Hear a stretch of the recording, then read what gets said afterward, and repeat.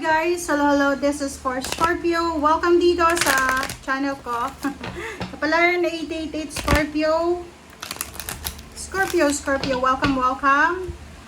Please comment down below if you resonated, guys. Welcome ang lahat dito. Mag-comment kayo kung anong gusto nyo mag-comment. And thank you sa lahat na bumibisita sa aking channel. And resonated ka man or hindi, thank you pa rin sa pag-comment, guys. Okay, so pag-stay, pag-panonood, okay? Please, mag-subscribe na kayo sa channel ko, guys.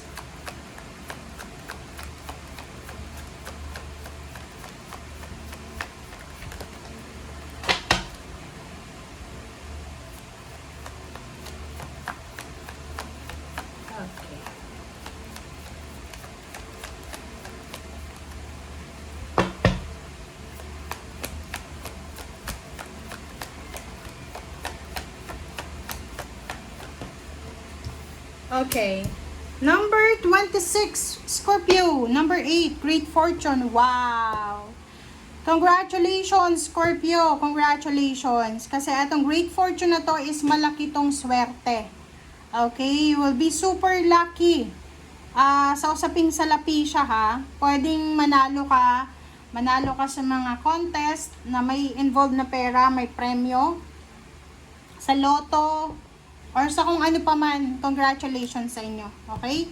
You are super lucky. Okay? You're super lucky. Ano pa ba? Loto. Basta swerte ka. Sa linggong ito, maximize ang linggong ito. Gawin mo na yung lahat kasi swerte ka talaga sa linggong ito.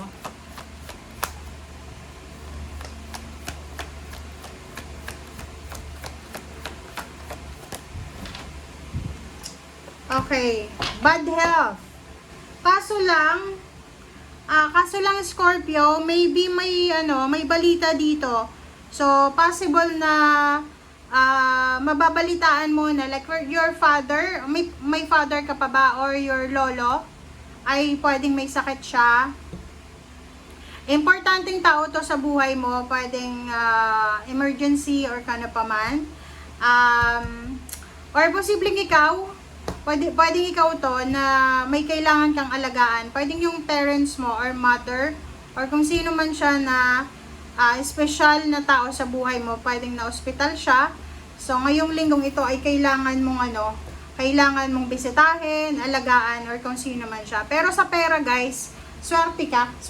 Pero itong issue na to, hindi naman to related sa'yo na directly na ikaw yung may sakit. Ibang tao to or pwedeng yun din. So, kung caregiver ka, like, ano ba yung trabaho mo? Nurse, doctor, caregiver, or nagtatrabaho ka sa mga elderly, sa pediat. Sabi ng baraha dito, pwedeng yung inaalagaan mo ay kailangan na i-hospital or kailangan na bantayan ng maigi. Okay? Alright.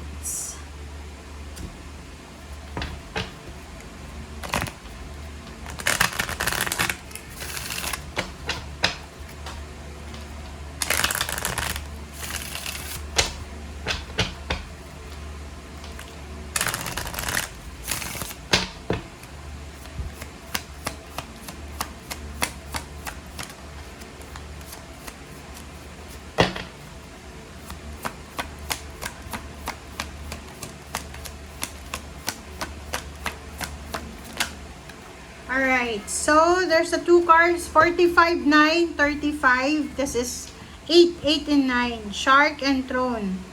Okay, dito muna tayo sa Shark. So, yung Shark na to is swim away from this situation. So, parang sinasabi ng baraha kung ano man daw na hindi magandang sitwasyon ang nangyayari sa buhay mo, parang gusto mo na lang na umalis. Nakikita ko sa'yo dito, you're dealing with someone, okay? Parang gusto mong magpakalayo-layo para kasama yung mahal mo sa buhay. Ito, pwedeng mag-boyfriend, girlfriend kayo, mag-asawa. Siguro may mga issues kayo with your relatives or with your parents, in-laws. And nakikita ko na parang gusto mo na lang na umalis. Okay, magpakalayo-layo, malayo sa mga tao na to, na involved ka. Another is throne. Your potential is endless. So, yun. Sinasabi ng baraha sa'yo in terms of money, job, career. Hawak mo yung fire. Sobrang motivated ka.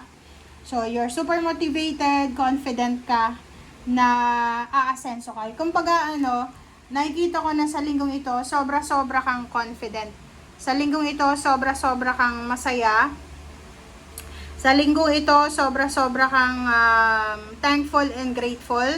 Sa linggong ito ay talagang nakapag-desisyon ka na. Okay? Nakapag-desisyon ka na, eto yung gagawin mo. Sa linggong ito, nakapag-desisyon ka na kailangan mong maabot yung mga pangarap mo, ganyan ganito. Ilalaban mo talaga kung ano itong gusto mo sa buhay. Okay.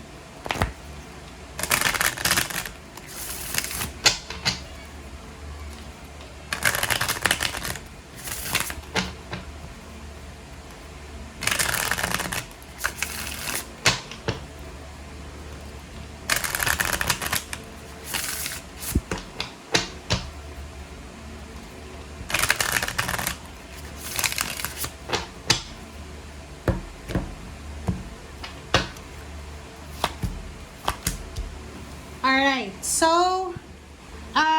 yung first two cards natin, ang sabi ng baraha sa'yo dito, kung ano man daw na financial na problems na mayroon ka sa ngayon, like, halimbawa marami kang utang, marami kang problema sa pera, side na side yung bank account mo, financial constraints kasi sobrang problema to sa pera.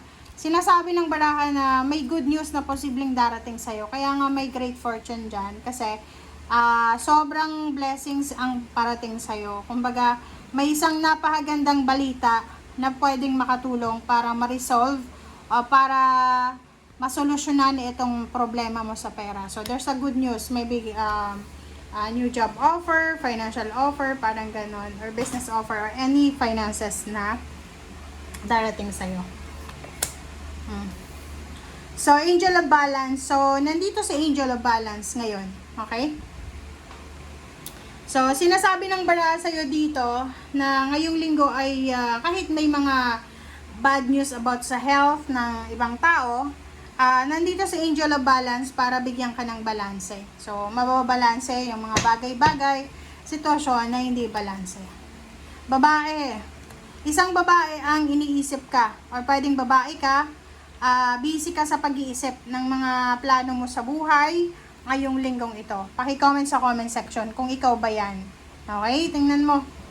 Okay? So, dito sabi ng baraha sa'yo, wala kang dapat alalahanin sa finances kasi swerte ka sa linggong ito. Maraming balita na pwedeng magdala sa'yo ng balanse. Nakikita ko sa'yo dito, sobra-sobra yung motivation mo, Scorpio. Especially kung babae kang Scorpio. Motivated na motivated ka sa mga plano mo para sa future. May bago ka din na love life. Pwedeng bago ka lang na kasal or pwedeng may bago kang love life ngayon. Okay. Hostilities. Journey. Mag-iingat ka lang, Scorpio. Mag-iingat ka lang sa mga pinaplano mong lugar na gustong puntahan.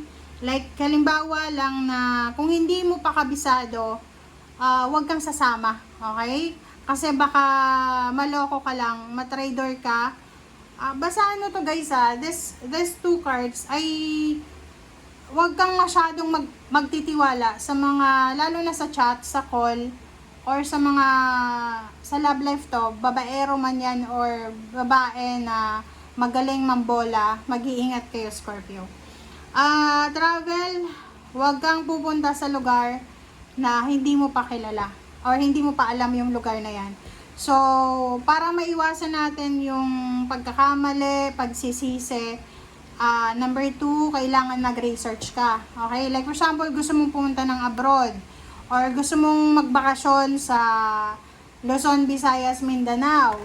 And hindi mo pa kabisado, first time mo, nasa Google ang lahat. Sa Facebook, check ka kung ano ba yung lugar na yan, ano ba yung malapit na hospital, malapit na police, para safe na safe ka.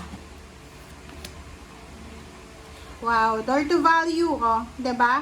Sabi ng baraha na to, isang desisyon ang posibleng gagawin mo sa linggong ito na posibleng magbubukas sa'yo ng financial prosperity and abundance. So yun, isang action, isang napakabilis na desisyon ang gagawin mo sa linggong ito na pwedeng magdala sa'yo ng financial success. Ang financial success na to, magbubukas siya Like, halimbawa lang na posibleng mag-resign ka sa trabaho mo kasi papasok ka sa isang napakalaking company, or posibleng magbebenta ka ng bahay lupa mo para makuha mo yung cash, parang ganun, or posibleng lilipat ka ng bahay, or kung ano man yan ang journey na gagawin mo na pwedeng magdala sa'yo ng opportunity. Okay? Para kumita ng malaki. Thank you guys. Bye!